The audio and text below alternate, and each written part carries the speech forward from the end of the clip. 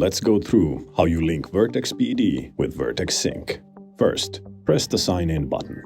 After you press the Sign In button, you should be seeing this screen, right in your organization here. After that, press OK, and then the program will ask you to restart.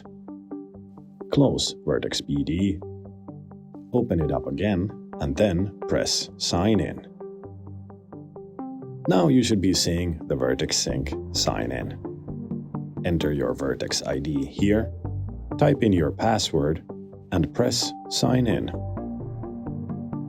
After you've pressed Sign In, at the bottom of your screen, you should be seeing your organization and that Vertex Sync is now ready to go.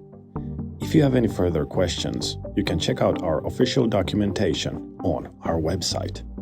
Thanks for watching.